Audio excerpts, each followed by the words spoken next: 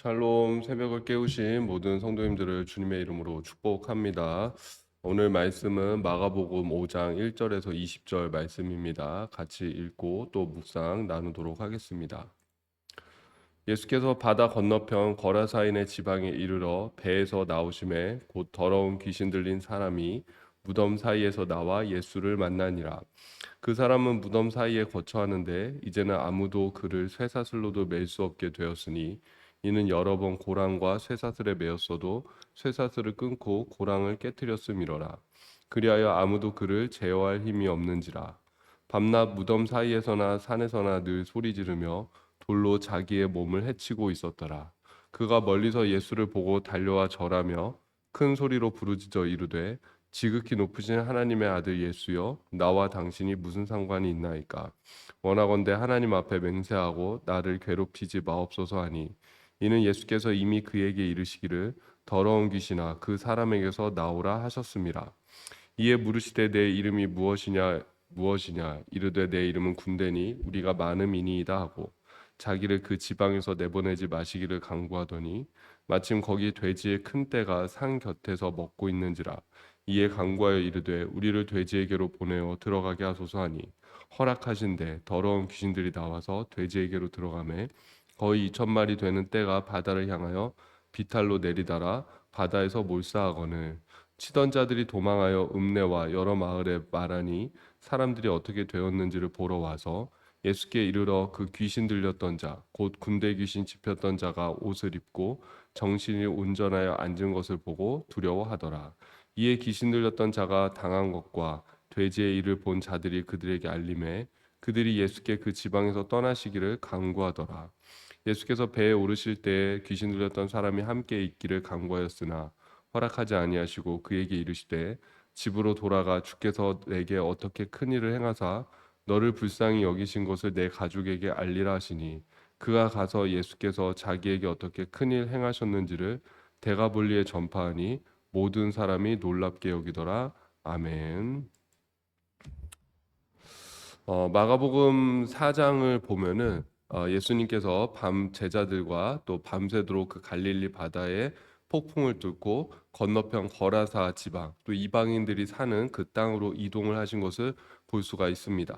5장에서는 그 예수님께서 거라사 지방에 도착하시면서 이제 일이 시작이 됩니다. 근데 제가 참 이 예수님이 폭풍을 뚫고 그 건너편으로 가셨을 때 참 얼마나 중요한 일들이 있으셔서 그 폭풍을 뚫고 건너편으로 가셨을까 이렇게 생각을 해보게 되는데 참 오늘 그 본문이 은혜가 되는 건 무엇이냐면은 예수님께서는 그 이방인들이 있는 거라사 지방으로 가셔서 또 거기서 바로 이 귀신 들린 한 사람을 고쳐 주셨다라는 것이죠. 이 무덤 사이에서 살면서 더러운 귀신 들렸던 누구도 통제하거나 제어하지 못했던 사람. 누구도 통제하거나 제어하지 못했다라는 것이 무슨 의미겠습니까? 모든 사람이 다 포기한 사람이다라는 것이죠. 더 이상은 사람 취급을 하지 않고 상종도 하지 않는 그런 사람을 예수님께서는 위에서 그 땅으로 가셨고 또 그 사람을 고치시고 치유하시고 그러고 나서 이제 다시 건너편 땅으로 돌아오시는 것, 유대 땅으로 돌아오시는 것을 볼 수가 있습니다. 그러니까 참 이 한 사람을 위해서 모두가 포기했던 그 한 사람을 위해서 예수님께서는 바로 그 건너편 땅으로 땅으로 가셔서 그를 고치시고 치유하시고 새롭게 하셨다라는 것이죠. 이 사람의 모습을 보면은 귀신 들린 사람이죠. 근데 뭐 쇠사슬로 묶어도 제어할 수 없고 뭐 누구도 이제 뭐 어떻게 할 수 없는 그런 사람이다라고 그렇게 이야기를 하는데 또 그 귀신에게 예수님이 이름을 부르니까는 군대다라고 대답하는 것을 볼 수가 있습니다. 9절 보면은 이에 물으시되 내 이름이 무엇이냐 이르되 내 이름은 군대니 우리가 많음이니이다 하고 내 이름이 군대입니다라는 것 이게 이제 레기온이라는 단어인데 이 레기온은 사실은 이제 6천 명으로 구성된 한 개의 그런 로마 군대 하나의 그 큰 사단을 의미합니다. 그러니까는 내 이름이 군대다라는 것이 무슨 뜻이겠습니까? 그만큼 지금 이 사람 안에 들려 있는 그 귀신의 힘이 강력하다라는 것을 의미하고 또 지금 이게 뭐 한두 마리가 아니라는 거죠. 수많은 귀신이 지금 그 사람의 인생을 지금 붙잡고 놓아주지 않고 마치 자신의 종과 노예처럼 그 사람의 인생을 죽음으로 사망으로 끌고 가고 있다라는 것입니다. 그러니까 여러분 사실 이 마귀의 힘, 귀신의 힘, 이 사탄의 힘이라는 것이 어마어마한 것이죠. 우리의 힘과 능력으로는 도저히 이길 수 없는 것이 바로 마귀의 힘과 능력인 것이죠. 그래서 그 베드로 사도가 고백하지 않습니까? 우는 사자 마귀가 마치 먹이를 찾아 헤매듯이 그렇게 우리를 찾아댕기고 있다. 그러니까 우리가 깨어 근신하라라고 말하지 않습니까?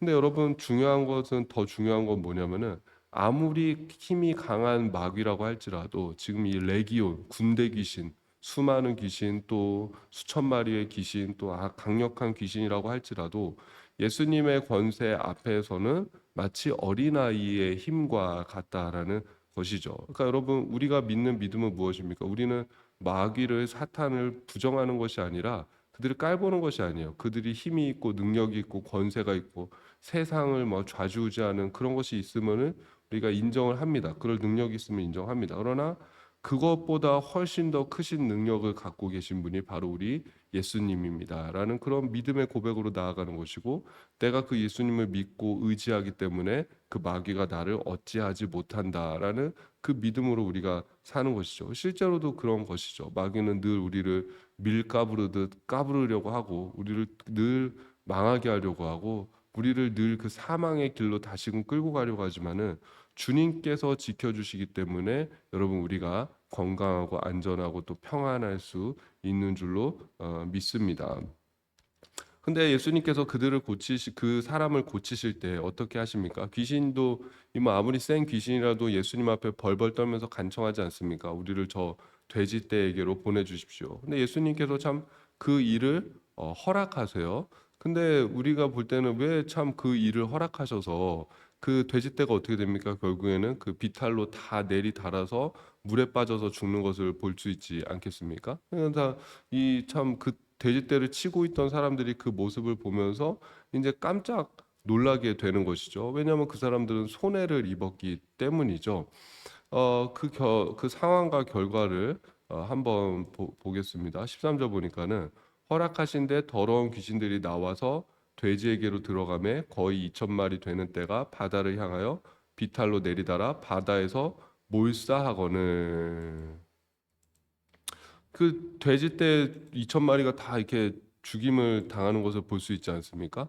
근데 그 다음에 사람들이 어떻게 반응하냐면은 치던 자들이 도망하여 읍내와 여러 마을에 말하니 사람들이 어떻게 되었는지를 보러 와서 예수께 이르되 그 귀신 들렸던 자 곧 군대 귀신 집혔던 자가 옷을 입고 정신이 온전하여 앉은 것을 보고 두려워하더라. 이에 귀신 들렸던 자가 당한 것과 돼지의 일을 본 자들이 그들에게 알림해 그들이 예수께 그 지방에서 떠나시기를 간구하더라.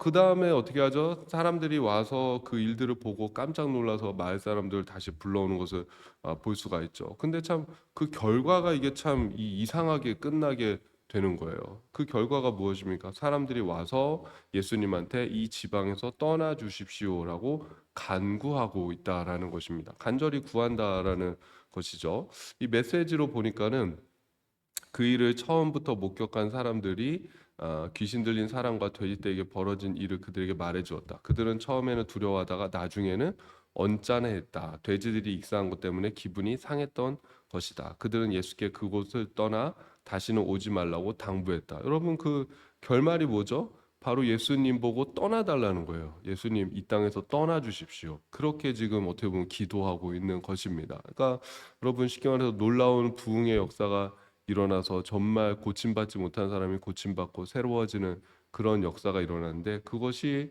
그 지역에 손해를 끼치는 어떤 사건으로 말미암아 오히려 사람들이 그 사람한테 일어나는 일은 보지 못한 거죠. 예수님을 향해서 떠나달라라고 간청하는 것을 볼 수가 있습니다. 여러분 무슨 의미겠습니까? 결국은 내가 손해를 보고 내가 피해를 봤다는 그것 때문에 지금 예수님을 버리게 되는 것이죠.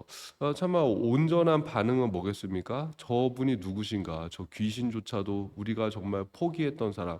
우리가 아무도 힘쓸 수 없고 손쓸 수 없었던 저 사람을 고쳐주신 저 주님은 누구신가, 그 그물 앞에 무릎 꿇고 엎드리고, 또 자기들의 가운데 병든 자들, 귀신 들린 자들, 또 여러분 고침이 필요한 자들 데리고 와서 그 예수님의 진리 앞에 나아가서 생명을 얻어야 되는 것이 당연한 반응이잖아요. 근데 지금 자기들이 손해를 보고 피해를 입었기 때문에, 그렇다고 해서 뭐 예수님을 볼 때 뭐 손해배상 청구할 그런 상황은 아닌 것 같고, 그러니까는 예수님한테 다시 오지 말아 달라고 간곡히 부탁하고 있습니다. 어떻게 보면 그런 것 같습니다. 세상의 기준은 항상 뭐죠?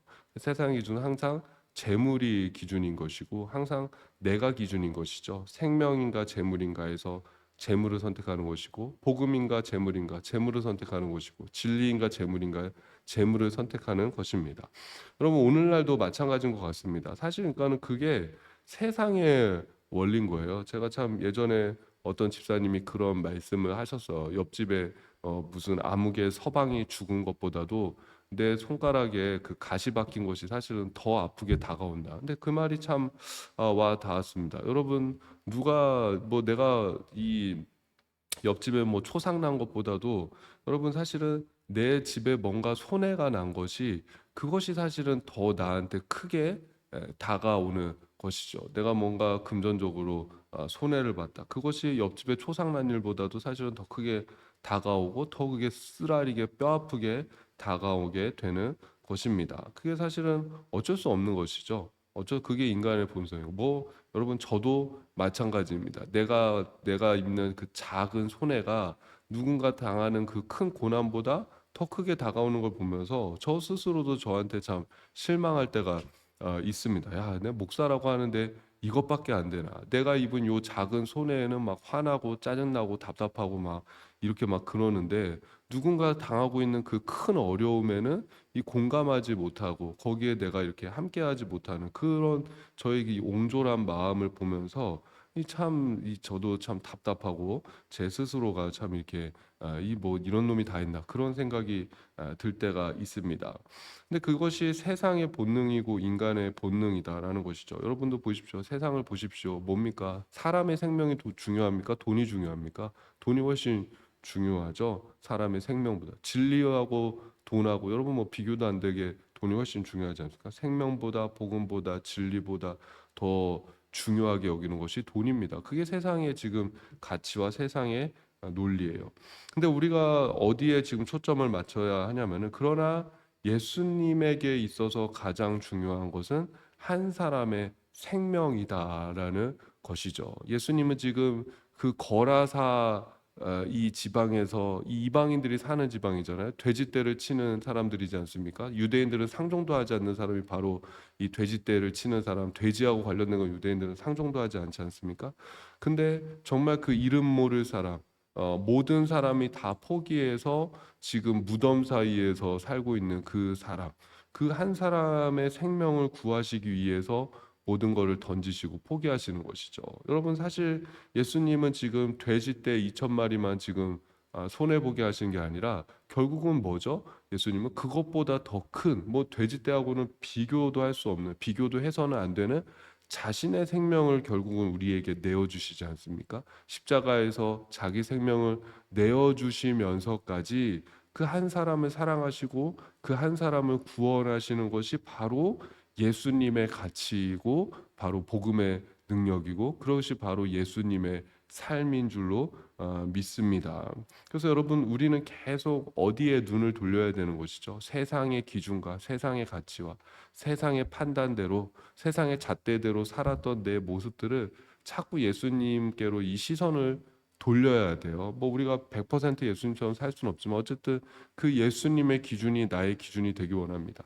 예수님의 가치가 나의 가치가 되기를 원합니다. 예수님의 삶이 나의 삶이 되기를 원합니다. 세상에서는 여전히 물질이, 재물이, 돈이 최고다라고 얘기하고, 사람조차도, 생명조차도 그 돈 앞에서는 도구화시키는 그런 세상이지만은, 예수님은 그렇지 않습니다. 오직 그 생명 하나만을 정말 사랑하시고 중요하게 여기시고, 정말 온천하가 한 생명보다 귀하다라고 그렇게 우리에게 가르쳐 주신 그 주님의 삶과 주님의 메시지, 여러분 우리가 거기에 귀 기울일 수 있고 그 예수님을 닮아갈 수 있기를 원합니다. 그런 믿음의 고백이 있기를 축복합니다. 또 여러분 우리가 또 생각해 봐야 될 것은, 어떻게 보면 예수님을 믿는다라는 것은 세상적으로는 손해 보는 것일지도 모르는 것이죠. 그러나 세상적으로는 눈에 볼 때는 손해 보는 것 같지만은, 우리가 가져야 될 믿음은 무엇이겠습니까?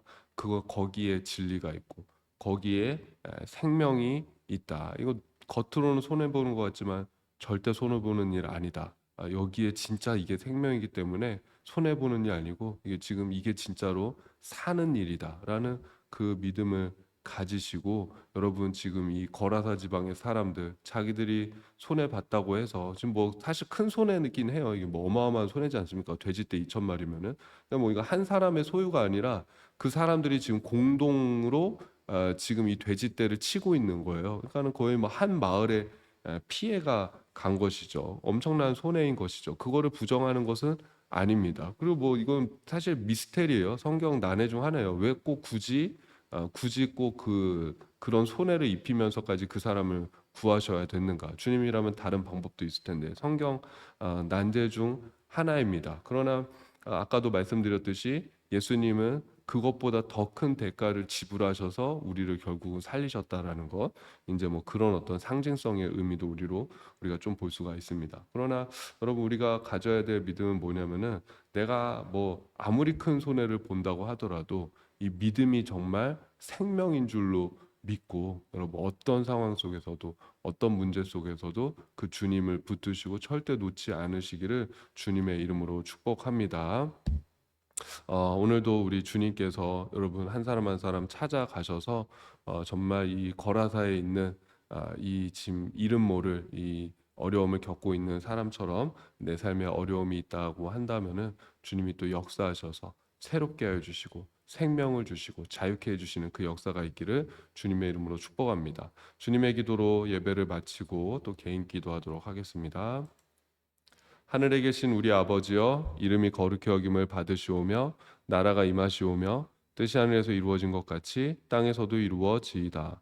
오늘 우리에게 일용할 양식을 주시옵고, 우리가 우리에게 죄 지은 자를 사하여 준 것 같이 우리 죄를 사하여 주시옵고, 우리를 시험에 들게 하지 마시옵고 다만 악에서 구하시옵소서. 나라와 권세와 영광이 아버지께 영원히 있사옵나이다. 아멘. 오늘도 좋은 하루가 되시길 바랍니다.